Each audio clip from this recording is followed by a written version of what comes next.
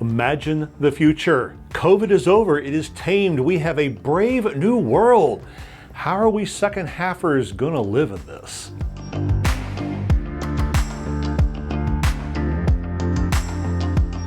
Hi, I'm Rick Higgins. Welcome to the second half. And I saw a video the other day where a guy was trying to figure out what the 2020s were going to be like. And he suggested that it's going to be like the roaring 20s of 100 years ago. He figured everybody was just spring loaded from the lockdown. And as soon as it released, oh, whammo, we're all going to go crazy and have some fun. But I, being me, wanted to try to figure it out.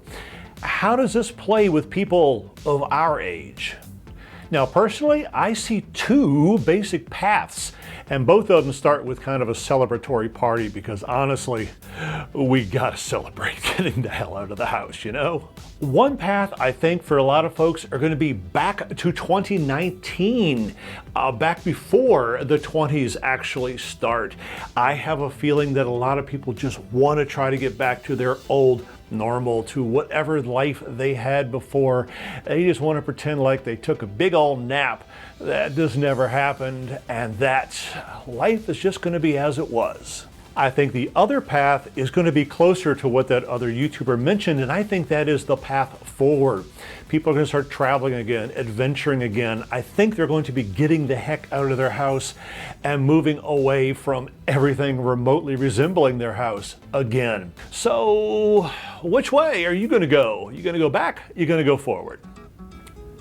But regardless of which one you picked, I don't think you can truly go back. And I don't think you can truly go forward either.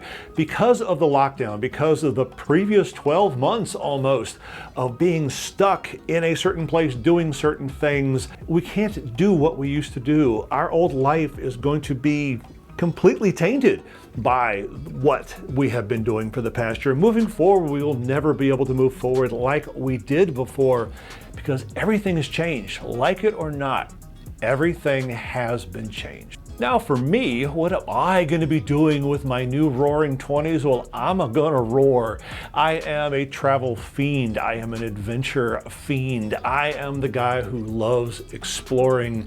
And I do it because I love new cultures. I love new experiences. I love learning. And maybe it's a little ADD, but you know, I gotta constantly have new things in my life. So that is the direction I'm going to be heading in. But like I mentioned before, I know it won't be the same. I know I'm not going to be able to experience the world the way I used to, but in a way, isn't that also an adventure? Now, I get to go do things in a new way, old things in a new way, and that in itself is something new, something to experience, something to learn and define as we go, and perhaps even to teach.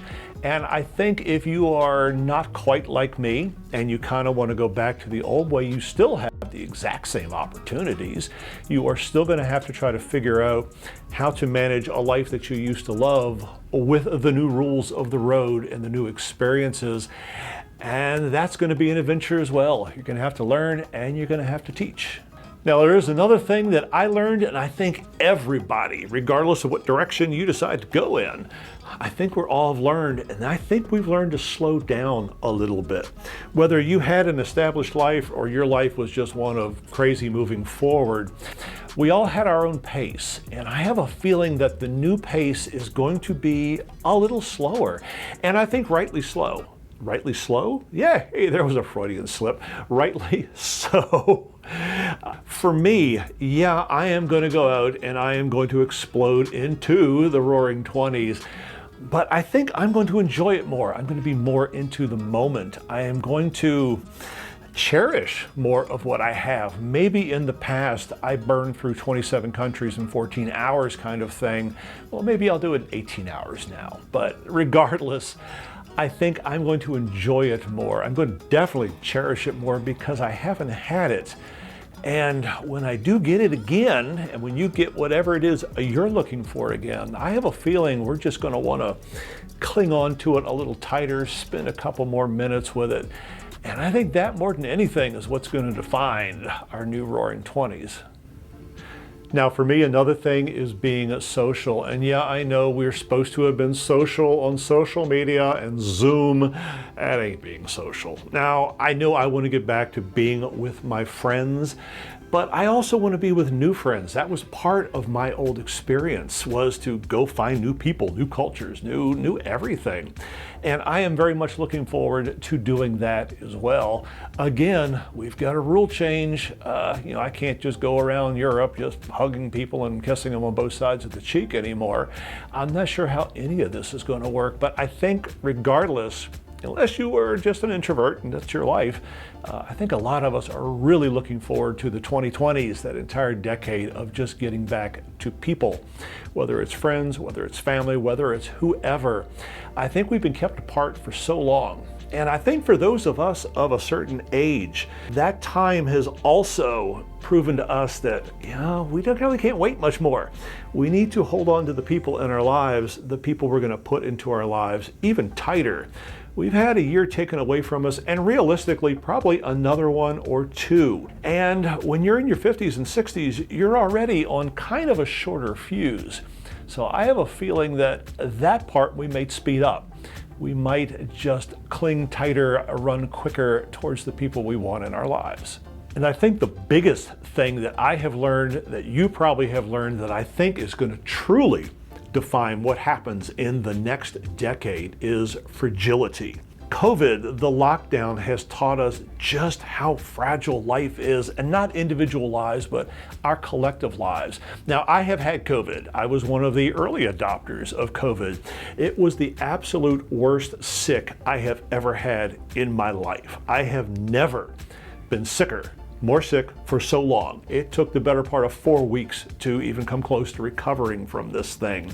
So I understand personally the fragility of something just taking you out. But I think collectively, we have just seen that the entire world can stop. It can stop on a dime. That everything that we know and we love and we cherish, just done. So yeah, I think in our 50s and 60s, knowing just how fragile life can be, knowing just how quickly this could all happen again with something else, that I think we are truly, truly going to cling and hold tight and just with gusto take care of whatever we had and hold it closer. And I'm just trying to think of all the other words. I'm just so excited about it actually happening. But I think that guy on YouTube was probably absolutely correct. I think our 2020s are indeed going to roar. They may roar differently for each of us, but we have all learned a lot of lessons in the past year. We are going to learn even more lessons in the coming year. And so I think that once this decade really, really gets rolling, I think we're just gonna run with it like we're holding on to the tail of a bull and he's going through the china shop.